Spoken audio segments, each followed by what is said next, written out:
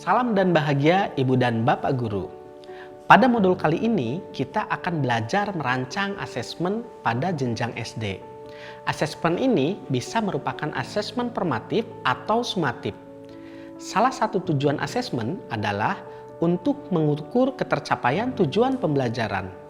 Seperti yang dipelajari di modul sebelumnya, rencana asesmen sudah ditentukan saat kita merumuskan alur tujuan pembelajaran dan tujuan pembelajaran.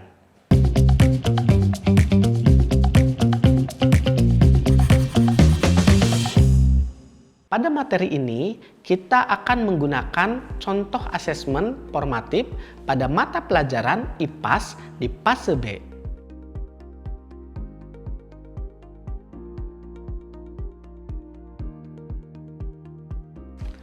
Murid dibebaskan untuk memilih media bercerita sesuai dengan minatnya. Media yang dipilih bisa berupa video, komik, infografis, lagu, dan sebagainya. Metode pengajaran akan dilakukan melalui beberapa kegiatan, yaitu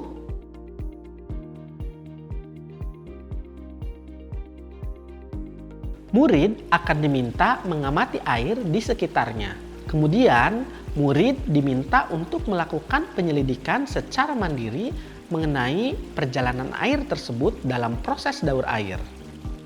Melalui asesmen ini, guru dapat mengukur kemampuan observasi dan penyelidikan murid. Guru juga bisa mengukur sejauh mana pemahaman murid mengenai konsep daur air sesuai dengan kompetensi dalam tujuan pembelajarannya. Agar proses asesmen lebih terarah, maka TP tersebut perlu kita turunkan untuk menjadi indikator kompetensi. Apa yang perlu murid tunjukkan dalam karyanya untuk membuktikan tujuan pembelajaran telah tercapai.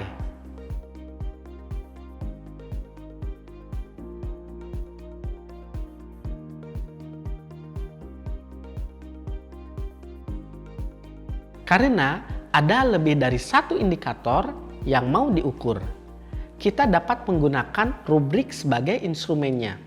Dengan rubrik ini, kita bisa melakukan penilaian terhadap beberapa indikator secara objektif dan transparan. Dari indikator kompetensi yang sudah dibuat tadi, kita dapat merancang rubrik untuk mengukur pemahaman konsep serta pengamatan dan penyelidikan. Karena murid akan menceritakan dalam sebuah media, kita juga bisa menambahkan indikator media dalam rubrik ini. Sekarang, mari kita coba simulasi cara merancang rubrik untuk proyek tersebut. Rubrik dapat memuat 4-5 tingkatan capaian kompetensi.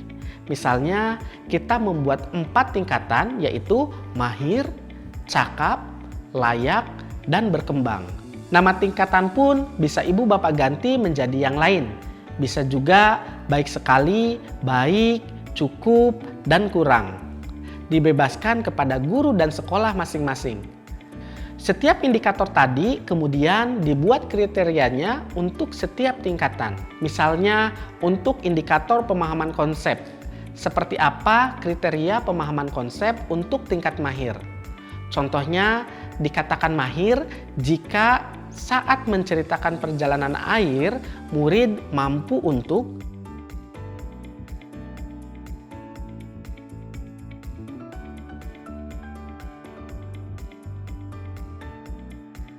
saat membuat kriteria untuk tingkatan cakap, kita tinggal menurunkan dari kriteria yang mahir, yaitu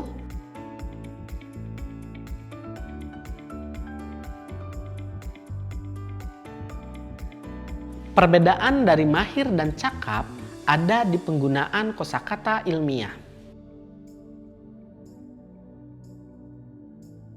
Dari kriteria untuk kelompok cakap ini, kita turunkan untuk kelompok layak, yaitu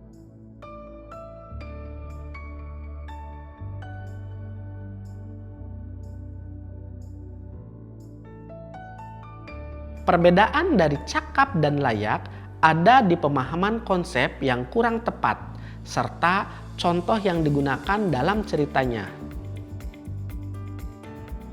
Terakhir, kriteria layak kita turunkan untuk membuat kriteria berkembang, yaitu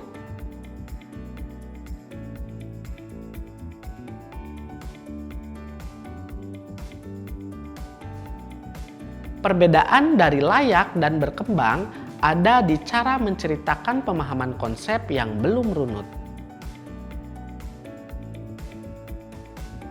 Tentu, kriteria yang dibuat pada rubrik pun perlu disesuaikan dengan kondisi dan kebutuhan murid di kelas kita. Dalam menyiapkan rubrik penilaian, Ibu dan Bapak Guru dapat memodifikasi rubrik-rubrik yang sudah ada ataupun membuat sendiri. Rubrik juga perlu diinformasikan pada murid sebelum melakukan asesmen, sehingga murid dapat mengklarifikasi jika ada hal yang belum dipahami terkait asesmen tersebut. Lalu, murid juga dapat mengukur kemampuannya dan membuat target capaiannya sendiri.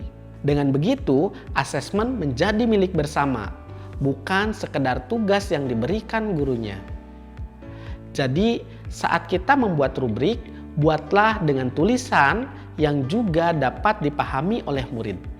Selanjutnya, agar proses asesmen berjalan lancar dan murid berhasil mencapai kompetensi dalam tujuan pembelajaran, murid perlu dipersiapkan terlebih dahulu. Kita perlu membuat instruksi yang jelas beserta kriteria yang diminta agar murid mengetahui ekspektasi gurunya. Pada asesmen mengenai daur air tadi, murid akan diminta untuk mengamati kondisi air di sekitarnya. Sekarang perhatikan contoh berikut. Anak-anak, kalian akan mengamati kondisi air di sekitar kalian ya.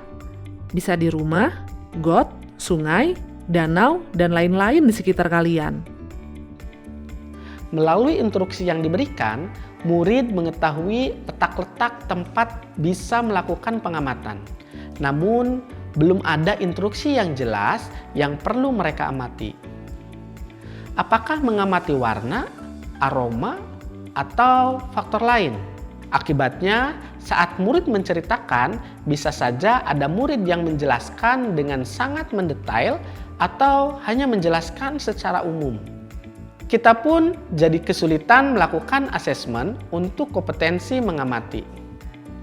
Sekarang, coba perhatikan contoh instruksi yang lain. Kalian akan mengamati kondisi air di sekitar kalian ya. Bisa di rumah, got, sungai, danau, dan lain-lain di sekitar kalian. Amati warna, bau, serta pengotor yang terlihat.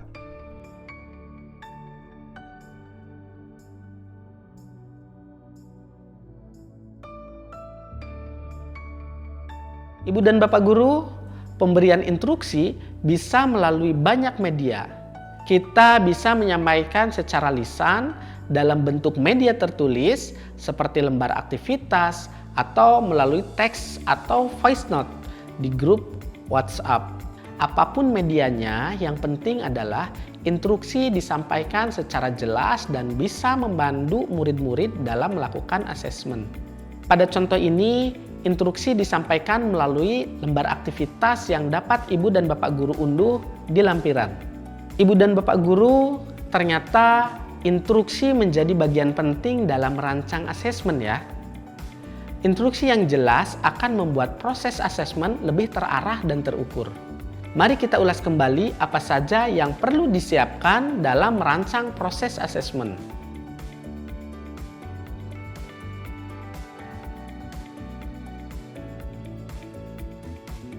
Mari kita libatkan murid dalam melakukan asesmen.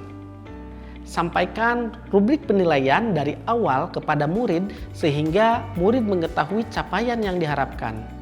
Dengan begitu, murid dapat belajar menilai kemampuannya, menetapkan target, dan melakukan refleksi belajar. Rancanglah asesmen yang juga dapat memberikan keleluasaan untuk murid menggunakan kemampuan dan minatnya masing-masing, sehingga asesmen bisa menjadi hal yang menyenangkan dan menantang murid. Bagaimana Ibu dan Bapak Guru?